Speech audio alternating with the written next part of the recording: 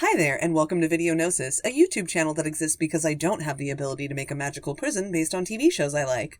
For my second video ever, I'm going to talk about a show that I loved when I was a small and apparently dumb kid. She's a small wonder. Small Wonder was an American sitcom that premiered in 1985 and ran for 4 seasons.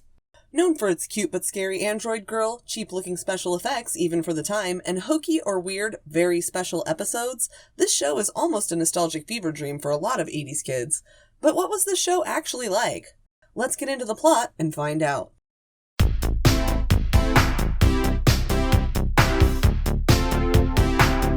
One day, an engineer from United Robotronics named Ted Lawson comes home from work and totally doesn't act suspicious at all. Uh-oh, I don't think I'll ask Dad to play with me. I don't think I will either. Surprisingly, he's got a big secret to lay on his son Jamie and wife Joan. Thankfully, it turns out he's not a terrorist or having an affair. He's just into dolls. Yeah, that's what we're gonna go with in this age of YouTube standards. It's a doll! A great big doll! Gee, Dad, a grown man playing with a doll at work?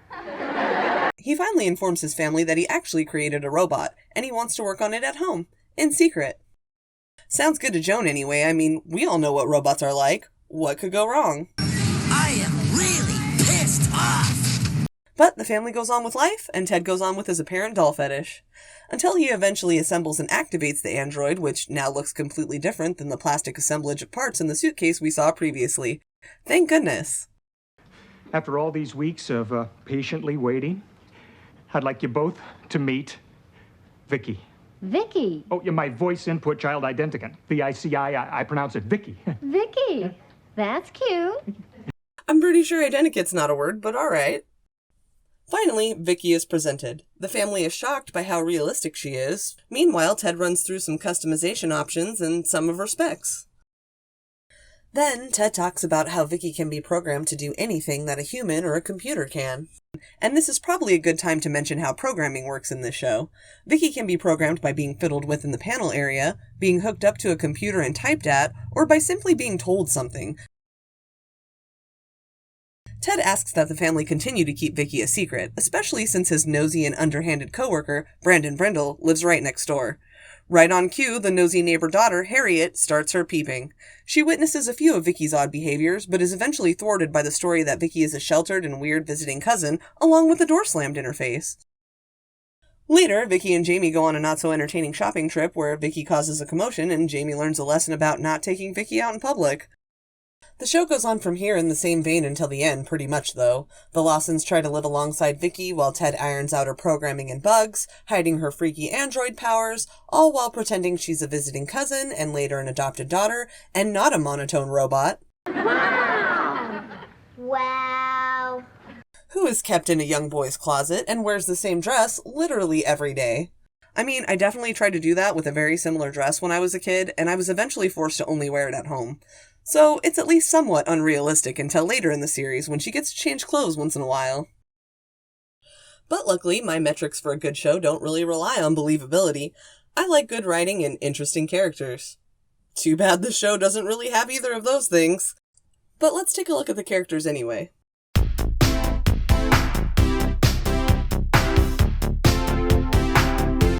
Most of the characters in the show are just vehicles for little quips or plot momentum. The Lawson family itself is a pretty standard sitcom family, although maybe a bit more sarcastic than most. They're basically normal people with a loose set of defining characteristics that are subject to change if the plot demands. Ted and Joan Lawson, played by Dick Christie and Marla Pennington Rowan, respectively, are Jamie and Vicky's parents. They're pretty average sitcom parents for the time, aside from their lack of consistency and often discipline. Ted is the goofier of the two and tends to lack assertiveness at times, unless the plot calls for something different. Joan starts out as kind of a bland and stereotypical stay-at-home mom at first. She doesn't really have any friends of her own, or really any life outside of the kitchen or cleaning the house.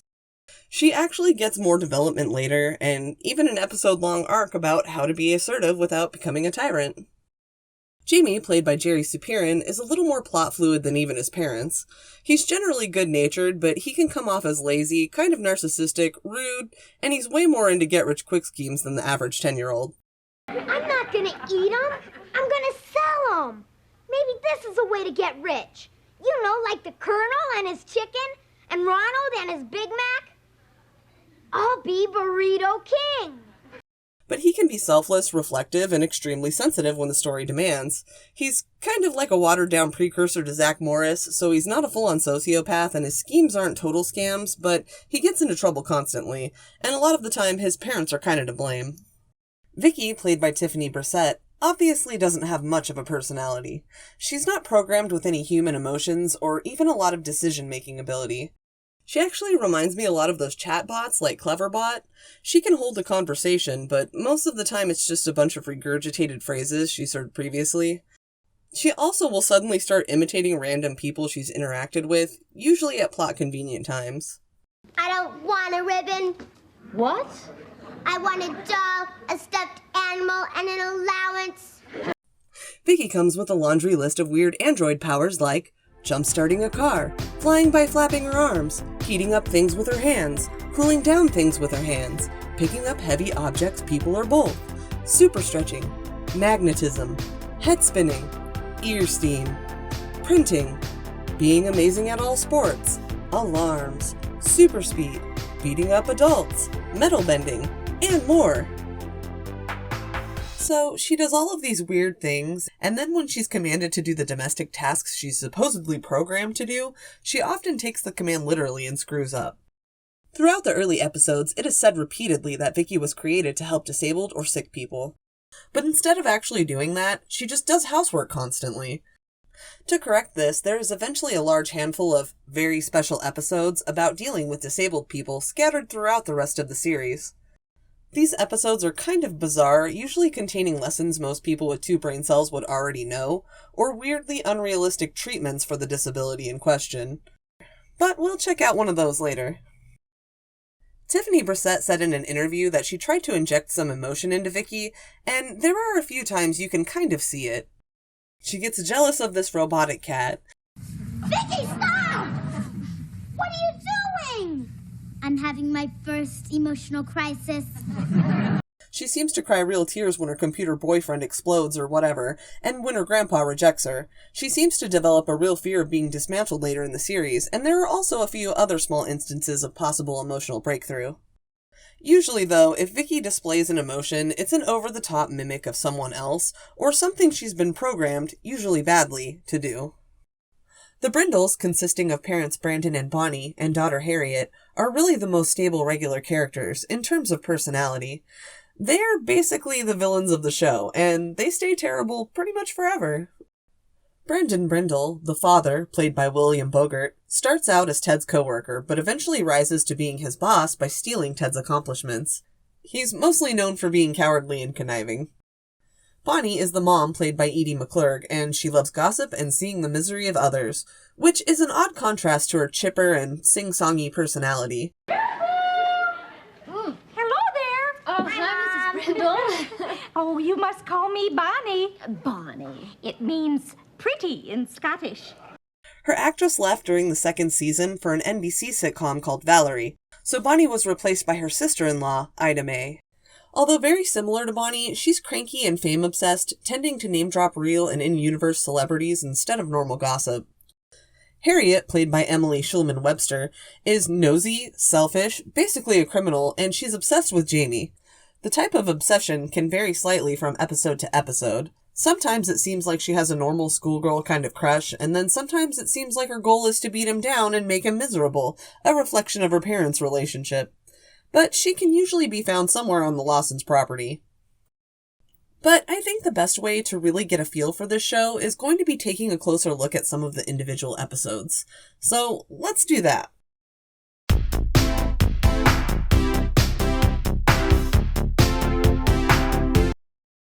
I was going to cover the 10th episode of the first season, called The Adoption, but it's actually pretty boring. So the quick rundown is, Bonnie calls Child Protective Services, also known as CPS, on the Lawsons because Vicky doesn't attend school. A CPS lady visits, the Lawsons forge documents and fake a backstory for Vicky so they can adopt her as a daughter. They dress Jamie as Vicky to pass some bizarre CPS physical, and the joke is, hey look, a boy in a dress, for kinda too long. P.S. Little girls don't like strange old men kissing them either, for anyone in 1985 who's confused about that. The CPS lady actually comes back several times throughout the series. They always thwart her, and it's usually forgettable. Unlike the next notable episode, which is Season 2's Home Sweet Homeless. I thought this was going to be like a normal, hey, let's all pity the homeless and maybe donate to something kind of episode, but nope. So, Joan is developing a social conscience and wants to help the homeless. She decides to go down to the TV station to get them to do a story on homeless people. Because that's how you do it. The parents then have to explain what homeless means to Vicky, and Ted says, sometimes they're whole families that are just down on their luck. Yeah, and it's up to people like us to help them. And that really sticks with Jamie. So, of course, he falls in love with the first homeless man he meets and brings him home.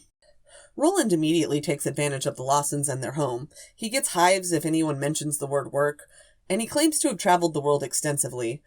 Of course, Jamie starts to become enamored with the idea of a drifter lifestyle, much to his parents' dismay.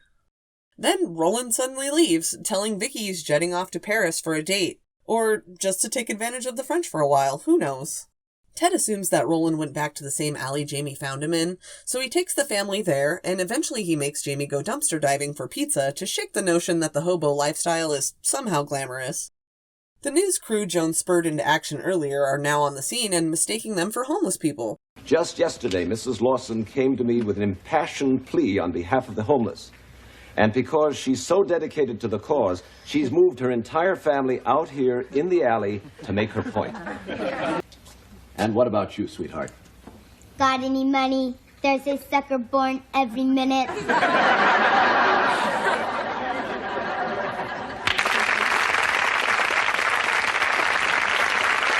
It just ends. Did Roland go to Paris? Did Jamie really learn the value of hard work? Are all homeless people work-hating scam artists? We will never know. Another really weird episode in Season 2, the oh-so-sensitively named Paula, is about how Jamie and Vicky help a girl named Paula, who stutters. This is where Vicky's storyline settles into the helping disabled people route. In this one, new girl Paula is purposely trying to flunk in public school so she can go back to homeschool where she won't be teased about her stutter anymore. Vicky gives her aversion therapy by honking a bike horn at her whenever she stutters. Who invented this? Harpo Marx? The idea is for you to hate the sound so much that you'll stop stuttering not to hear it. It's also used for overeating at fat farms. Somehow, that gives her the confidence to do her book report and stutter less. It was just weird, like, cool, I have panic attacks whenever I hear a kid's bike horn now, but at least I can recite a Tom Sawyer synopsis for my peers. Thanks, Lawsons, I guess. Jesse Ventura was a well-known wrestler in the 70s and 80s before making the jump to commentating and later politics. Though, there was another step before the jump. Acting.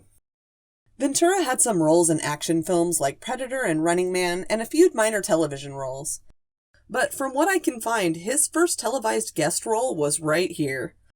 Season 2's Wally the Wimp sees Ventura playing a fictionalized version of himself where his true identity is Wally, a formerly skinny and weak college acquaintance of Joan's. He's now Jesse Ventura, though, famous wrestler, dropping by for dinner. Ted, who bullied Wally in college, programs Vicky to pull a few pranks on the Wimp for old time's sake. Of course, Ted regrets this upon finding out about Wally's alter ego, but he can't seem to stop Vicky, so Jesse spends some time alternating between getting pranked by Vicky and giving Ted a little payback. Eventually, Vicky pulls a slammer move on Jesse, and it breaks his confidence. Like, it really destroys him mentally. It's the worst thing that's ever happened to me. I'm through. Jesse, wait a minute, are you serious? My career is over. I couldn't get a match against Pee Wee Herman. So, Ted then sits him down and reveals Vicky's super strong robot secret. All is forgiven, and somehow, Jesse Ventura becomes the one person outside of the Lawson family to know Vicky's secret. Season 3 didn't waste any time. The season opener, titled Woodward and Bernstein, is one of the weirdest episodes in the series. Jamie and his best friend Reggie want to win a journalism contest at school that would earn them spots on the school newspaper, but they can't seem to come up with any ideas. Ted, who is helping out more around the house since Joan is working as a teacher, tries to help. He mentions that reporters Woodward and Bernstein named a secret source known as Deep Throat when they broke the Watergate scandal to America. For some reason, he even reiterates how important it is for reporters to protect their sources. I wonder why.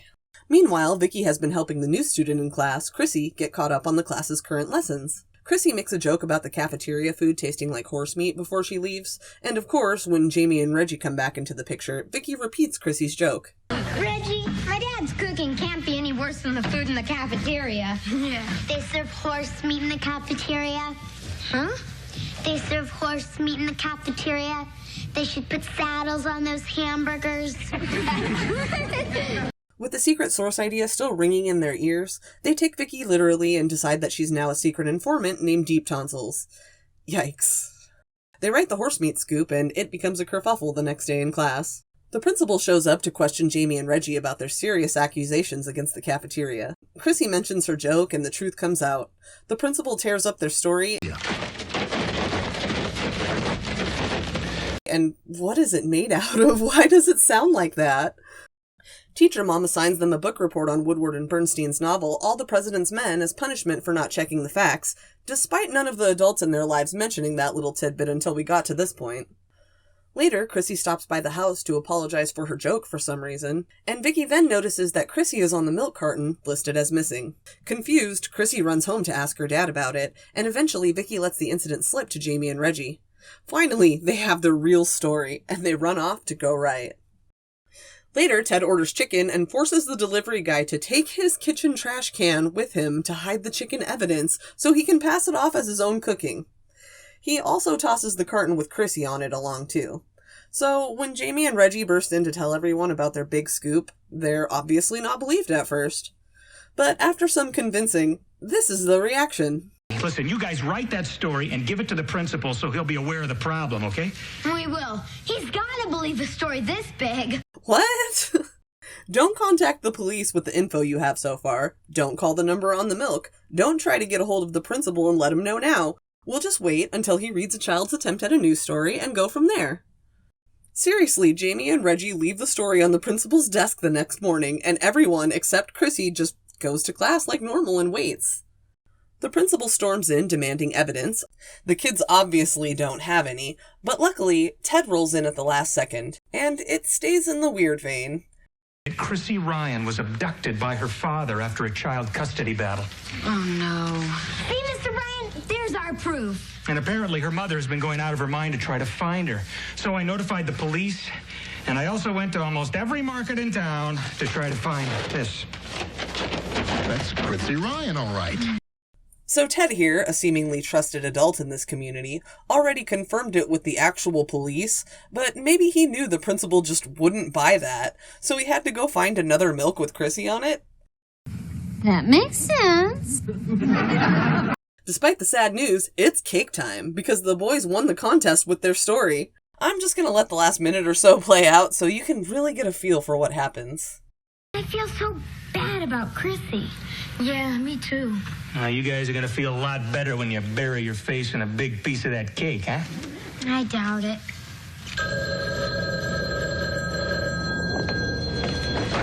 Hello? Hey, this is Ted Lawson. Yes? That's great news. Thank you very much for calling. Terrific news, everyone. The police found Chrissy and her father, and she's going to be reunited with Mom. Oh, that's wonderful. You feel better, guys? Yeah. Now I feel like burying my face in a piece of cake. You got it?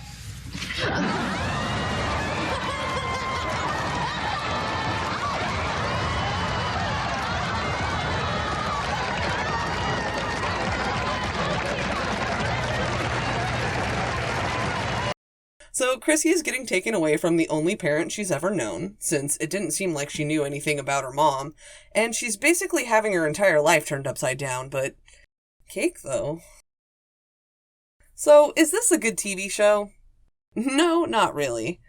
This show was made for small children mostly, it was cheaply made, and it was made to be aired on a weekly schedule rather than watched all at once, so maybe some of its flaws would have been less noticeable back then. But let's take a look at some of the pros and cons to be sure.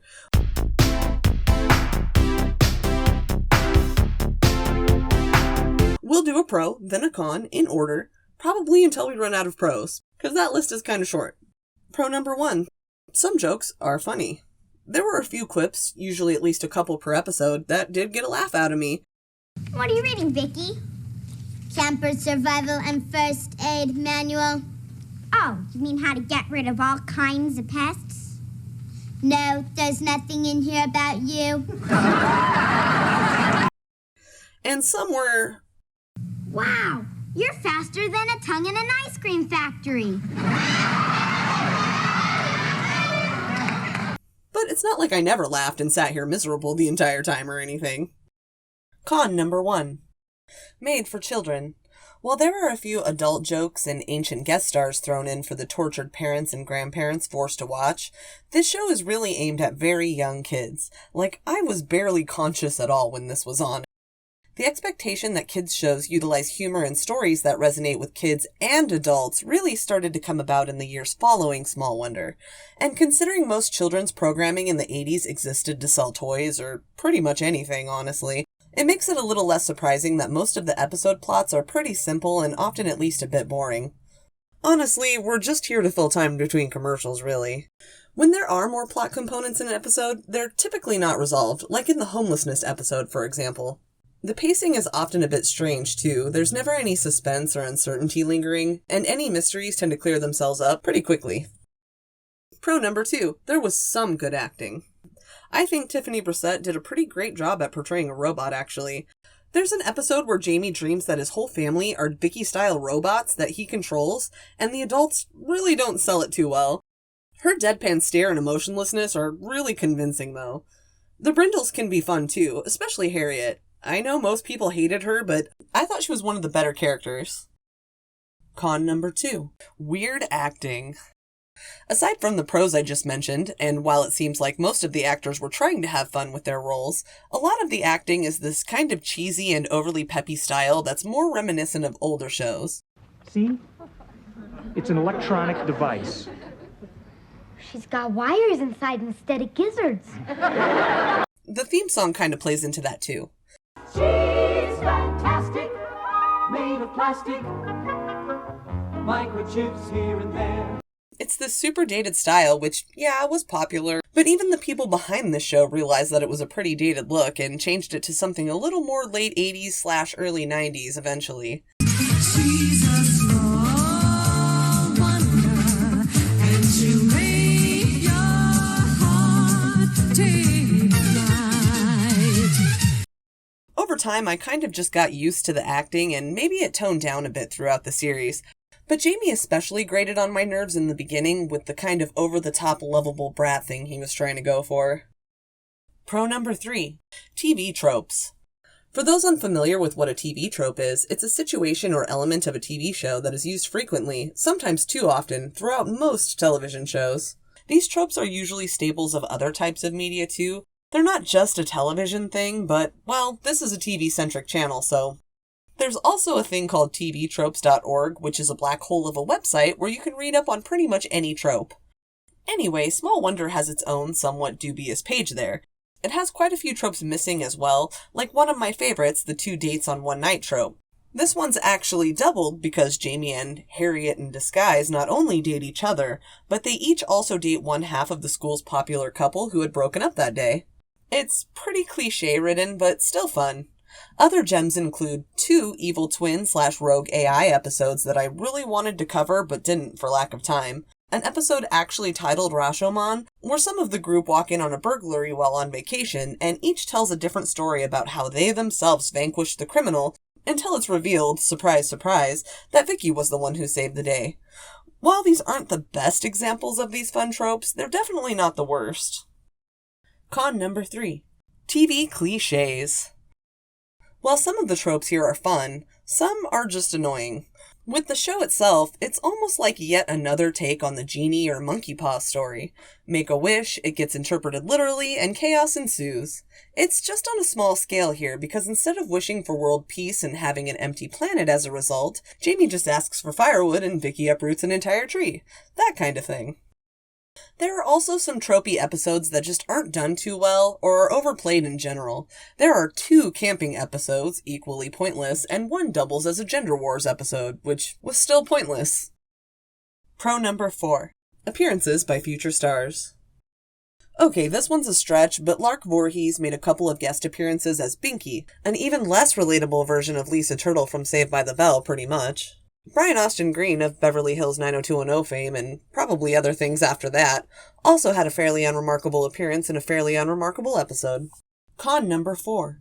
Deja Vu. The show constantly reuses plot lines, jokes, and visual gags, too. Here are a lot of examples.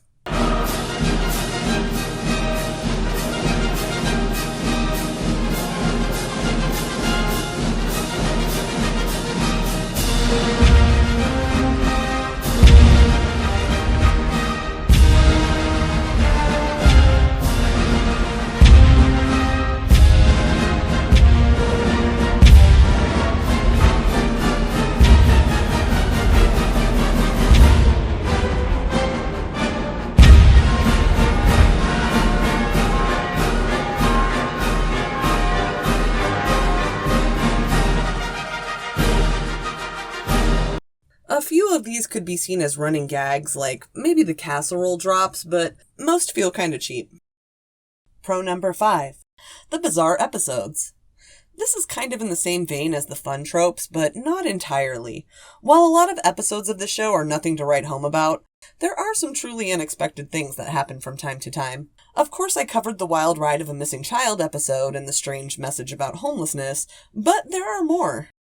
The smoking episode, the untrained undercover child drug sting episode, a Dr. Dolittle parody where Vicky can communicate with everyone's pets, a Vicky learns hypnosis episode, and one where Vicky tunes up cars so well they get hundreds of miles driven per gallon of gasoline, and oil executives crawl out of the woodwork to purchase the secret so they can destroy it. Interesting, right? Some of these are still mostly boring, but sometimes that one weird and memorable thing can overshadow that. Con number 5. Disappointing use of a cool premise. The level of retreading in the show is particularly lazy, considering how creative you can be with a robot that can basically do anything. That's one of the frustrating things about watching this show. The premise isn't that bad.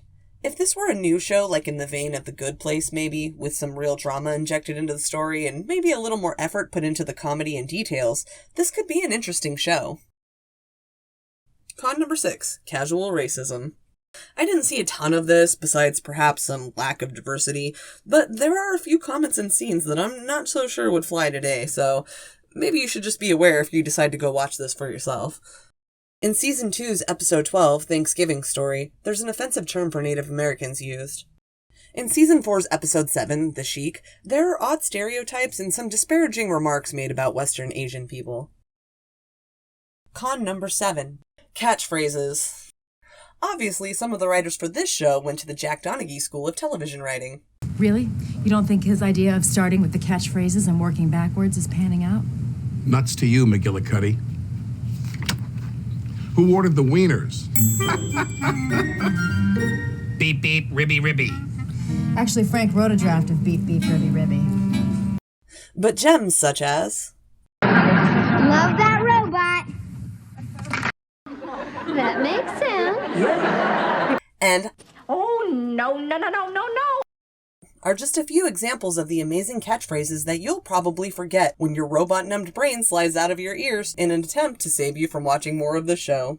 Help me. Just kidding. Anyway, the con list won out like I figured it would before I even tried to write it. I think we're all aware at this point that nostalgia and absurdity are the main things this show has going for it. But let's actually take a look behind the scenes before we're done.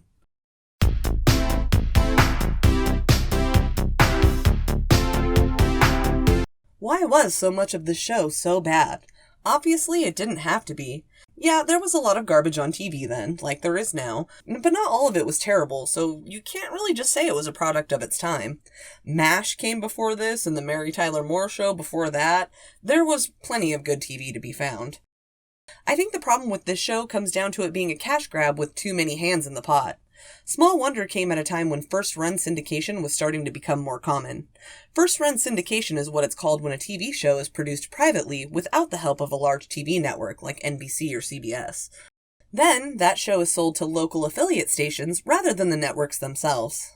According to Marla Pennington Rowan, the show was owned or financed by at least 5 entities, including Fox, Metrovision, and Rupert Murdoch. They're listed as the Small Wonder joint venture in the credits. And though all the owners agreed that the show should be made as cheaply as possible to ensure that it would be profitable without network backing, it seems they didn't agree on other things. So once they felt they had enough content to milk for future syndication, the show just ended. Apparently, the writing staff wasn't surprised by the sudden end, but they had been surprised by the show's decent ratings up until that point. This show wasn't staffed by no-name talentless writers.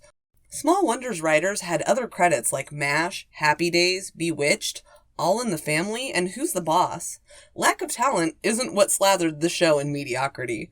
The writers were limited in what they could write about due to the constant budget concerns, and they were even limited in the amount of time they were given to write. They knew they were basically churning out garbage for a paycheck, but there really wasn't anything they could do about it. So why not make some money, I guess? Harriet's actress, Emily Schulman Webster, claims that there was also a lot of backstage tension for the actors during the show's production. Apparently, the parents of all 3 child actors tended to squabble about all kinds of things, including screen time for their respective children. The parents also forced the show to hire different on-set tutors for each of the child actors, since they couldn't agree on one of those either. Tiffany also had a difficult time in the role in general. Apparently, she had formal training in acting, singing, and dancing, and the fact that Vicky rarely utilized these talents, or much of her acting range at all, was extremely frustrating to Tiffany. The child cast also found life off the set difficult as well, often being teased because of their involvement with the show, even through high school and college. Harriet's actress received especially harsh treatment from her peers due to her character being so annoying, and her physical appearance being so unmistakable. But it was likely the finances, tensions, the aging of the child stars, and the general mediocrity of the show itself that sealed its fate. There are a few articles out there that quote the writing staff as not being able to come up with an idea for Vicky's puberty that wouldn't be pretty creepy and or weird. Oh, wait a minute. How can a robot grow? Oh, simple, hon. I just extend the telescopic joints of her titanium skeleton, and then I alter her electrogel density. That makes sense. So we can just imagine Vicky frozen forever as a child robot, living with the Lawsons and never getting any kind of closure. Because she doesn't. Overall, this experience was mostly disappointing, as I imagine most things viewed from nostalgia-colored glasses are in reality. I enjoyed some of the episodes, obviously the really strange ones, but so much of the show was so boring and painful to sit through, that I'm still going to remember it fondly, though. It helped kickstart my interest in science fiction and reinforce that you can be cool and strong but still wear a pretty dress. That's an important lesson. Female androids may be becoming something of an overused trope now, but back then Vicky was one of the first. So I think this show definitely has some value, despite all of its shortcomings. I'm willing to wager that there are likely a lot of people in India who agree with me about the value too. Small Wonder actually did pretty well in many of the foreign markets it was shipped to, but India especially embraced the show. Not only is the original a huge part of many Indian childhoods, they actually made their own remake called Karishma Ka Karishma. The girl playing the robot is cute, and this show definitely seems a lot less boring than the original often was. Anyway, that's probably going to wrap it up. I watched this show way more times than I ever wanted to, and I think I'm just going to forget about it for a while. But what do you think? Leave a comment about that, or about whatever you want, because this video is over. Thank you a bunch for watching. As always, I super appreciate feedback because I have no idea what I'm doing. But regardless, I'll still see you in the next video Gnosis.